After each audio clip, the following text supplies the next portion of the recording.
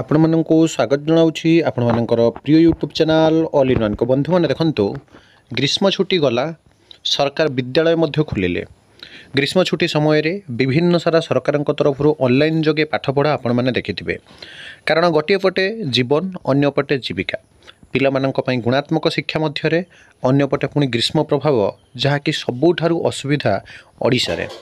ଆପଣମାନେ ଯଦି ଦେଖିବେ ଲଗାତାର କିଛି ଦିନ ହେଲା ଯେଭଳି ଭାବରେ ଗ୍ରୀଷ୍ମ ପ୍ରଭାବ ଜାରି ରହିଛି ଫଳସ୍ୱରୂପ ଆଜିର ଆପଣମାନେ ଦେଖନ୍ତୁ ଯେଉଁ ଘଟଣା ସାମ୍ନାକୁ ଆସିଛି ଜଣେ ଅଧେ ଛାତ୍ରଛାତ୍ରୀ ନୁହେଁ ପୁରା 10 ଛାତ୍ରୀ ଅଂଶୁଘାତର ଶିକାର ସ୍ୱାସ୍ଥ୍ୟ କେନ୍ଦ୍ରରେ ଭର୍ତ୍ତି। ମୁଁ ଆପଣମାନଙ୍କୁ ପୁରା ତାଜା ଚିତ୍ର ଦେଖାଉଛି।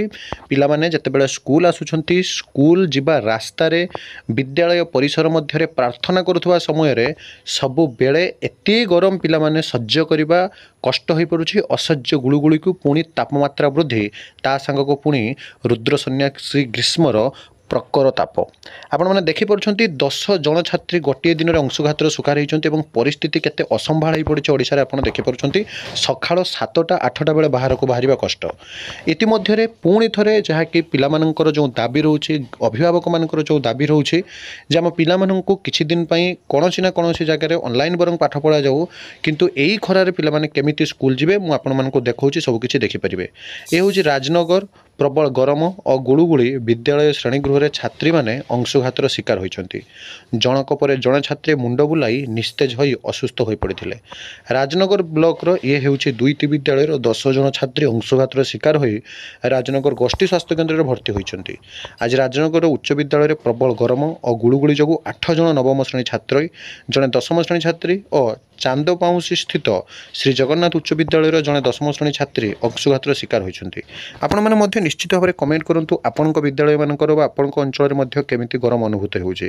ବିଶେଷ କରି ଯଦି ଦେଖିବେ ଶ୍ରେଣୀଗୃହରେ ପାଠପଢ଼ା ଚାଲିଥିଲା ବେଳେ ଜଣକ ପରେ ଜଣେ ଛାତ୍ରଛାତ୍ରୀଙ୍କ ଗରମରେ ମୁଣ୍ଡ ବୁଲାଇବା ସହିତ ଦେହ ନିସ୍ତେଜ ଲାଗିଥିଲା। ଶ୍ରେଣୀଗୃହରେ ପାଠ ପଢ଼ା ବେଳେ ଛାତ୍ରଛାତ୍ରୀମାନେ ମୁଣ୍ଡ ବୁଲାଇ ପଡ଼ିଥିଲେ। ରାଜନଗର ଉଚ୍ଚ ବିଦ୍ୟାଳୟର 10ମ ଶ୍ରେଣୀ ଛାତ୍ରୀ ପ୍ରିୟଙ୍କା ବିଶ୍ୱାଳ, ନବମ ଶ୍ରେଣୀ ଛାତ୍ରୀ ସୁଚିସ୍ମିତା ସେଠୀ ସମେତ ବହୁ ଛାତ୍ରଛାତ୍ରୀ ଏମିତି ଆପଣଙ୍କର ଯାହାକି ଅସୁବିଧା ଶିକାର କରିଥିଲେ। ବିଶେଷ କରି ଯଦି ଦେଖିବେ ପ୍ରାଥମିକ ଚିକିତ୍ସା ପରେ ସୁସ୍ଥ ହୋଇ ଘରକୁ ଫେରାଇଛନ୍ତି। ଚାନ୍ଦପାଉଁସି ସ୍ଥିତ ଶ୍ରୀ ଜଗନ୍ନାଥ ଉଚ୍ଚ ବିଦ୍ୟାଳୟର ଜଣେ 10ମ ଶ୍ରେଣୀ ଛାତ୍ରୀ ସୁଚିତ୍ରା ରାଉଳ ଗରମ ଯୋଗୁଁ ଶ୍ରେଣୀଗୃହରେ ଅସୁସ୍ଥ ଅନୁଭବ କରିଥିଲେ। ତାଙ୍କୁ ମଧ୍ୟ ରାଜନଗର ଗୋଷ୍ଠୀ ସ୍ୱାସ୍ଥ୍ୟ କେନ୍ଦ୍ରରେ ଭର୍ତ୍ତି କରାଯାଇଛି। ଏହା ଭିତରେ ଯଦି ଦେଖିବେ ଚିକିତ୍ସା ପରେ ସମସ୍ତ ଛାତ୍ରଛାତ୍ରୀ ସୁସ୍ଥ ହେବା କଥା ଜଣାପଡ଼ିଛି। ଖବର ପାଇ ବ୍ଲକ ଶିକ୍ଷା ଅଧିକାରୀ ମନୋରଞ୍ଜନ ସେଠୀ, ଅତିରିକ୍ତ ବ୍ଲକ ଶିକ୍ଷା ଅଧିକାରୀ ଚିତ୍ତରଞ୍ଜନ ସ୍ୱାଇଁ ଓ ଦୁଇଟି ବିଦ୍ୟାଳୟର ପ୍ରଧାନ ଶିକ୍ଷକ ଗୋଷ୍ଠୀ ସ୍ୱାସ୍ଥ୍ୟ କେନ୍ଦ୍ରରେ ଉପସ୍ଥିତ ରହି ଛାତ୍ରଛାତ୍ରୀଙ୍କର ସ୍ୱାସ୍ଥ୍ୟାବସ୍ଥା ପଚାରି ମଧ୍ୟ ବୁଝିଥିଲେ। ତ ସବୁ ଉଚ୍ଚପଦସ୍ଥ କର୍ମଚାରୀ କେଉଁଠି ନା କେଉଁଠି ସବୁବେଳେ ପିଲାମାନଙ୍କ ସହିତ ଅଛନ୍ତି ଏବଂ ସେମାନଙ୍କର କର୍ତ୍ତବ୍ୟ କରୁଛନ୍ତି କିନ୍ତୁ ପ୍ରକୃତିର ଏଭଳି ଯେଉଁ ତାଣ୍ଡବ ଲୀଳା ହଠାତ୍ ଆପଣମାନେ ଦେଖୁଛନ୍ତି ଯାହାକୁ ଆମେ ଧାରାଶ୍ରାବଣ ମାସ କହୁ ସବୁବେଳେ ବର୍ଷା ହେବା କଥା କିନ୍ତୁ ଯେଭଳି ଭାବରେ ଅସହ୍ୟ ଗୁରୁଗୁରୁ ହେଉଛି ସରକାର କ'ଣ ନିଷ୍ପତ୍ତି ନେଉଛନ୍ତି ଅଭିଭାବକମାନଙ୍କର ଯେଉଁ ଦାବି ରହୁଛି ତାହା ଦେଖିବା ପାଇଁ ବାକି ରହିଲା।